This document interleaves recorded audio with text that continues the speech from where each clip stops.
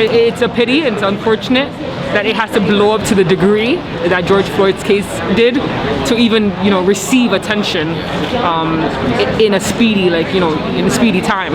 Unfortunately, they're taking forever with Mubarak's. Hello, my name is Stanley Heller. Welcome to The Struggle. Israeli settlers are using a new tactic. They call it seize and guard.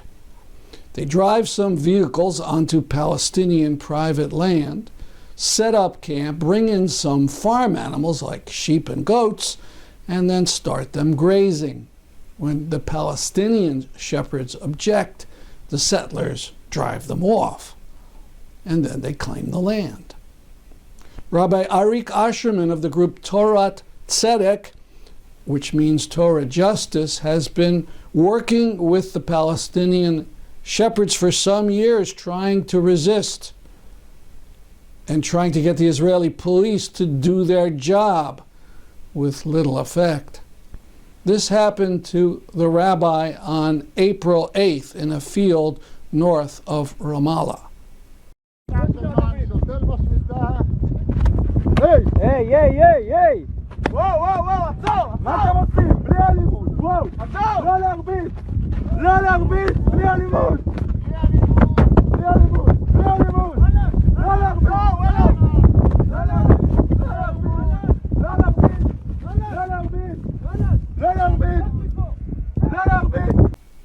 He was hit at least 13 times until he fell to the ground. Ascherman was co-winner of the Gandhi Peace Award in 2011. As the awarding group promoting enduring peace complained in its press release, it's been 2 weeks and no one's been arrested, and there's been no reports to Ascherman about any progress in the Israeli police investigation. Now, news about another beating, this at the hands of Israeli police. There's a neighborhood in Jerusalem called Sheikh Jarrah. For years, Jewish white nationalists have been trying to evict Palestinians from their homes there.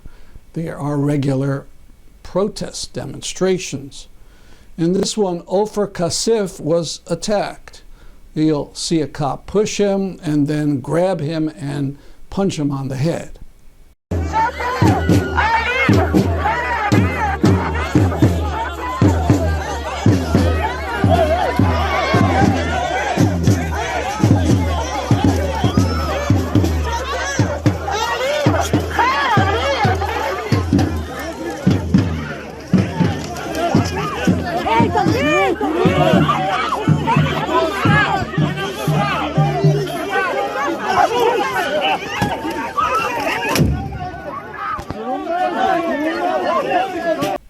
From a different angle, the punch.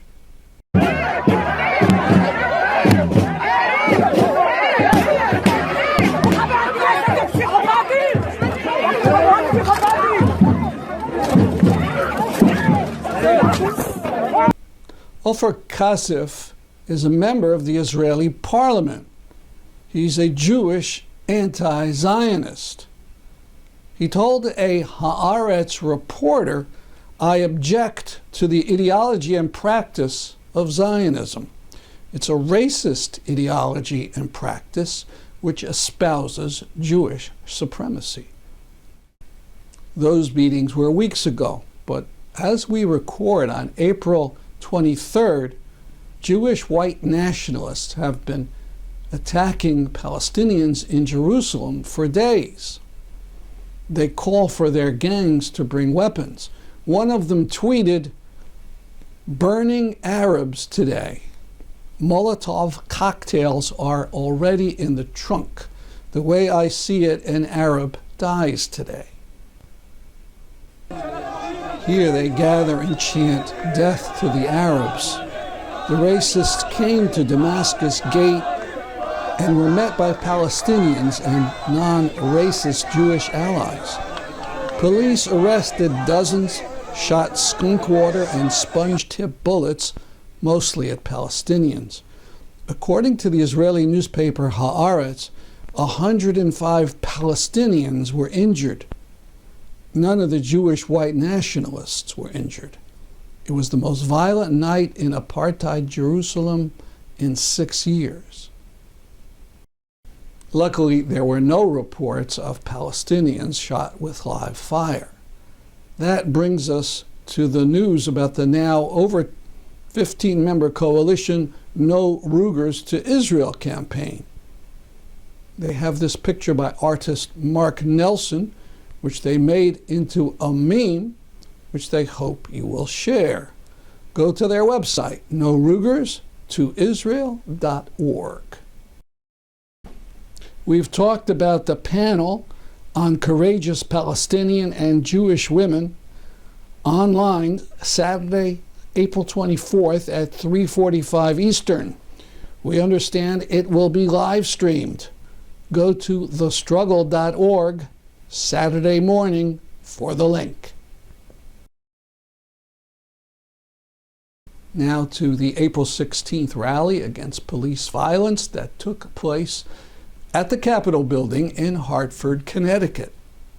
That the Stamford Police Department violated this man's civil rights, has hurt this family, and that the state attorney's office in the Stamford area swept this under the rug as a matter of convenience, did not have the integrity, the desire to look deeper into what really happened to this U.S. citizen. So when you say you take on a job to protect and serve, that is not true. You protect certain individuals, and you serve certain individuals. Stephen Barrier, Jason Negron, and their families deserve protection and service from the state of Connecticut. Legislators, wake up! Wake up! Change is coming for sure! Do not hide behind your political statements. That Connecticut lacks progress when it comes here in our own state. You know, and the pictures that you see here is just the pictures that is available. There's a huge long list that goes back for years and years and years that will never be able to have any type of justice whatsoever. So while we're out here marching and doing all the stuff for other states, which is fine, we're also here neglecting our own here in Connecticut. And that's one of the reasons why I tried to bring everybody I can over here. We all stand here today because we are fed up, we are angry, we are exhausted, and we are traumatized. Why? Because as Black, Indigenous, and people of color, we are victims to the system. A system that was never intended for us, instead built against us. A system that is killing us every single day and allowing the murderers to get away with it. There is no reason why State Trooper Brian North, my brother's murderer, is allowed to be perched up at his desk and fully paid while my brother rests in his grave. Why is it so hard for those in power to hold murderers accountable? From the same police they claim is here to serve and protect us. The same police that has the blood of Black, Indigenous, and people of color on their hands. The same police that is tearing up our families. This is simply not fair. This is painful. This is gutting. My brother had dreams. He had ambitions, but that was all taken away from him on January 15, 2020. Say his name, Mubarak Soulemane. Mubarak Soulemane. Mubarak Soulemane. Mubarak Soulemane. State Trooper Brian North pierced his skin with 7 gunshots. 7, like an animal. Mubarak was experiencing a schizophrenic episode that day. And instead of receiving the care he needed, a military approach was taken. As a family, we are angry and want the state to hold Brian North accountable and for justice to be served for Mubarak and many other lives senselessly taken from us. We are human too. We stand here at the state capitol because we want answers. We demand answers. Yes. We demand justice. Yes. Connecticut, you have failed your residents. Residents that pay taxes every day. And what do we get in return? Murdered family members? Murdered friends? At the hand of a broken system. We demand change. We will not stand for your silence as these heinous crimes continue to be committed by your militia that you claim is meant to protect the people. We don't deserve to live in fear every day. Every day. A new name, a new hashtag, new graphics up on Instagram. What is this? Where is your humanity? We are fed up. But rest assured, we'll continue to demand for justice today, tomorrow, next week, and onwards for a new system. A new system, and to ensure that they are aware that Black, Indigenous, and people of color's lives matter. Thank you.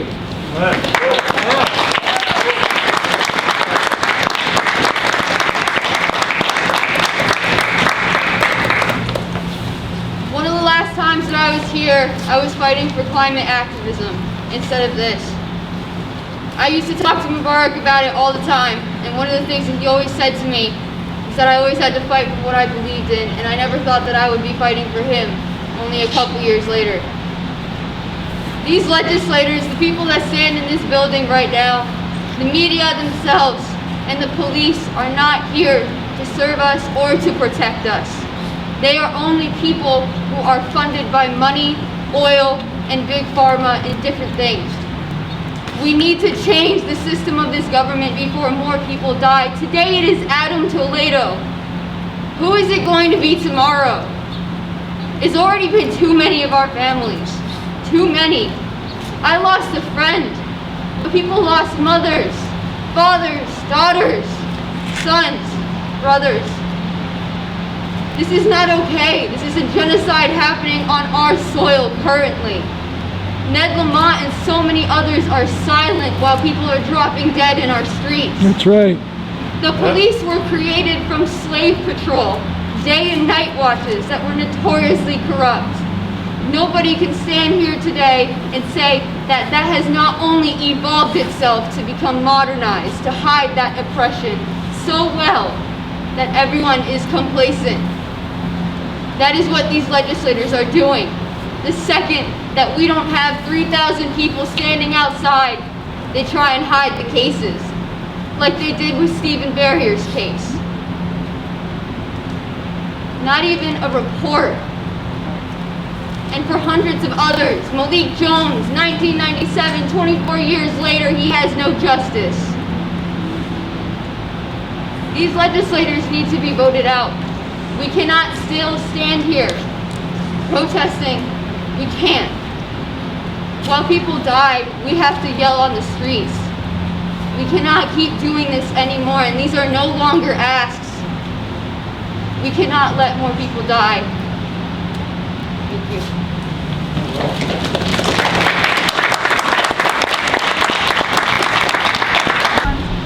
My name's Kay. I'm a militant with Socialist Resurgence, a revolutionary organization that stands in solidarity with working and oppressed people everywhere. We want to bring attention to the struggles of people in Myanmar, protesting a military coup against the democratically elected government in February. Workers in Myanmar are showing us what it means to stand against police violence. When the military moved to crush democratic rights, the unions and organizations of the oppressed mobilized massive street demonstrations and even general strikes. Marianne, it's almost exactly, or it is exactly 15 months since your brother was killed, and there's been nothing from the state attorney. Is that true? No, we're still waiting on a verdict. Did they give you any answer? Unfortunately not. They stated it's coming out soon. We don't know when soon is. I mean, they've been saying that for months now. I mean, it's incredible that George Floyd was killed later than your brother, and they've had the entire trial. And Yeah. You haven't even had anything from the state attorney. Right. It's a pity and it's unfortunate that it has to blow up to the degree that George Floyd's case did to even, receive attention in a speedy, in a speedy time. Unfortunately, they're taking forever with Mubarak. Could you, it's painful, but could you tell the details of what happened that day, just briefly? We've covered it many times, but Definitely. some people don't know. Definitely. January 15, 2020, Mubarak was experiencing a schizophrenic episode. The timeline began in Norwalk, Connecticut, where, the episode was definitely at its peak. He went to an AT&T store in Norwalk, Connecticut with a kitchen knife. Didn't attack anyone, didn't hurt anyone, was just using it as a threat because something was wrong with his phone. That led to him, leaving the store. No one was harmed. He took someone's car in the rush, and the chase began on the highway. State troopers were notified, and that's when West Haven was also notified. They barricaded him near exit 43, and Mubarak. You say barricade, the cars surrounded him? Yes, the cars surrounded Mubarak. His window was up, his seatbelt was on, and Brian North was at the driver's side, pointing a gun at my brother. Apparently, on the passenger side, West Haven police was trying to tase him to no avail. And that's when Brian North proceeded to kill my brother. Took it execution style and shot him 7 times. And the windows were still up and Mubarak had his seatbelt on. Have any politicians criticized the police? Not that I've heard of. Because they like to protect their own. Incredible to me. I mean, with George Floyd, the mayor, within a couple days, demanded firings, arrests, and our governor here hasn't said anything. Absolutely silent. Has he even said a sorry letter to the family? No, we have not received that. Because he's the boss of the state troopers. Absolutely devastating. Devastating, and it's a pity, and I hope for change.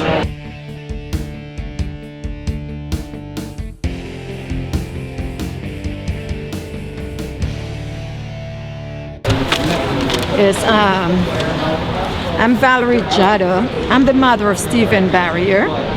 October 23rd was a very sad and traumatic day for me and my family, and will always be for the rest of our lives.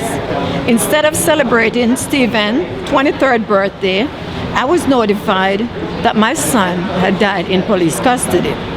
Left me with a giant pain that no parent, aunt, uncle, grandparents should have to go through.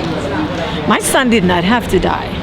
He was having a mental health crisis, and instead of being treated by the doctor and the therapist, he was arrested and surrounded by the police.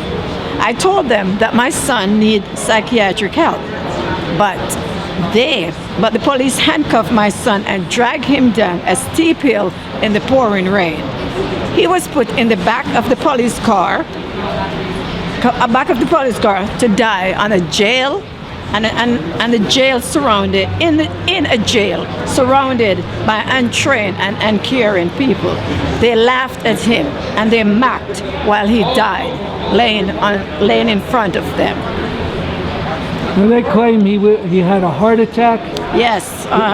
So the state attorney, Richard Colangelo, stated that there was no evidence that there was force used in the custody of my son.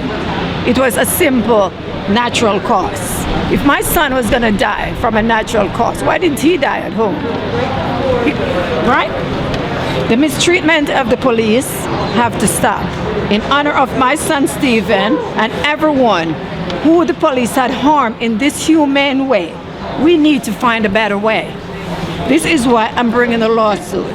I want a new law to name after my son for the pain the Stamford Police Department had put him through in these last hours that left me with a giant pain in my heart. This is for Stephen, that I will be fighting for justice for all people, regardless of race, color, ethnicity. In God I trust. Thank you. Thank you. Now, was there an autopsy? Yeah, there was an autopsy And they done, claimed and he they had a told heart attack?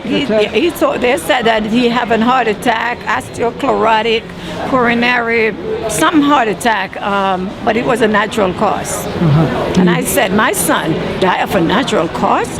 My son just came home from work. My son was working. My son was in school, in college. So you tell me that my son just died like that? And I said, that's a joke.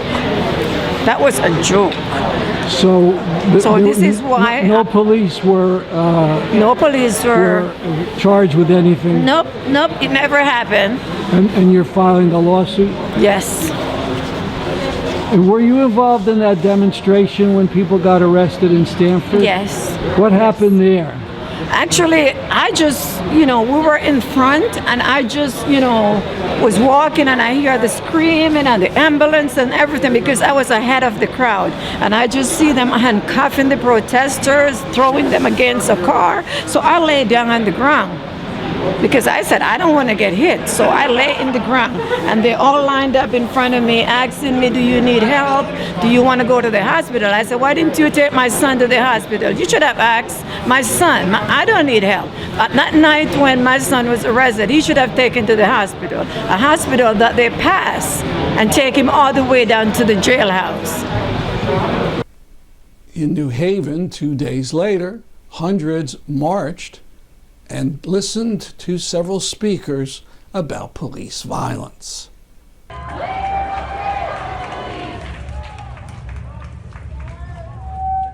is a march for Black Lives Matter organized by DSA, Democratic Socialists of America. There's at least 200 or 300 people here.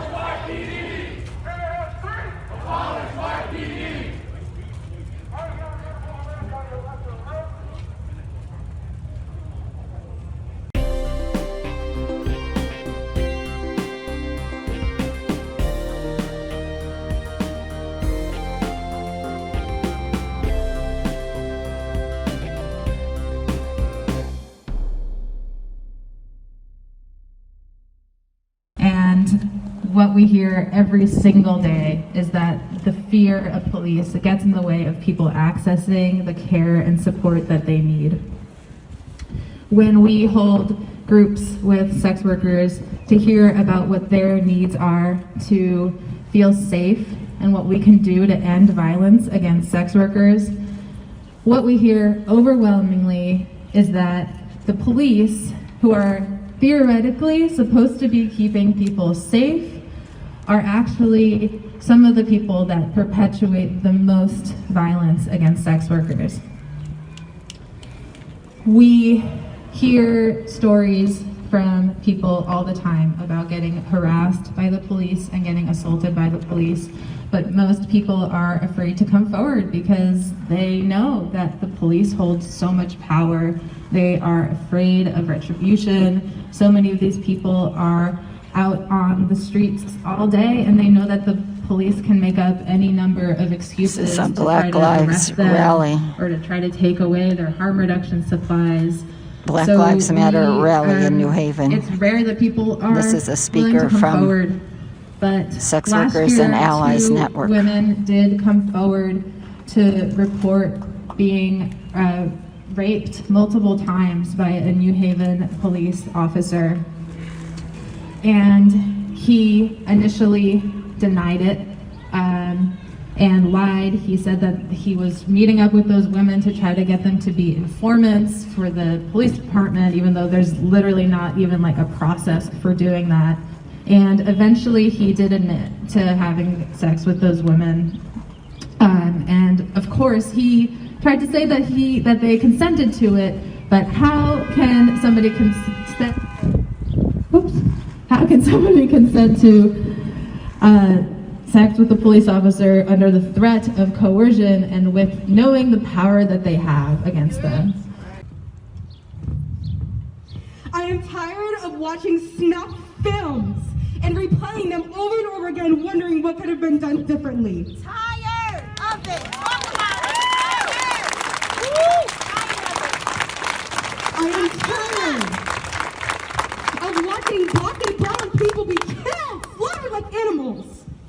But we're just supposed to be okay with that and return to life like it's normal. Like it's normal that we have to open social media and every week there's a new video of someone dying at the hands of the police.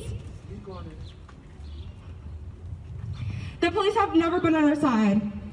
The police were created to capture enslaved people. They have never been on our side. When you look at the civil rights movement, what were they doing? Tell them the history. Tell them the history. And spraying them with hoses. But we're supposed to be buddy-buddy with them, and they want to help us. Teach them their history. Screw reform. Whoa! We need reform. We need abolition.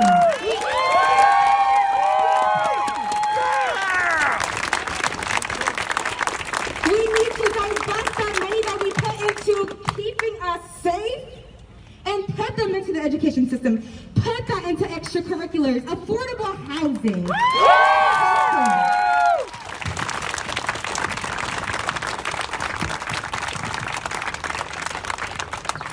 The police are reactionary.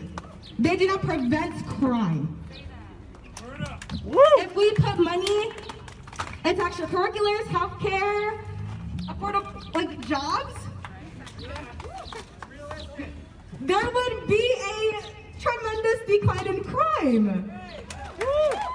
But people don't see that because we were raised to believe that we need the police to keep us safe. We keep us safe. And an upcoming panel, which I will moderate, supporters of despots don't belong in left spaces. Coming up May 8th. That's our program for today. It's time to get out in the streets now. Stay safe, but get active. This has been Stanley Heller for The Struggle.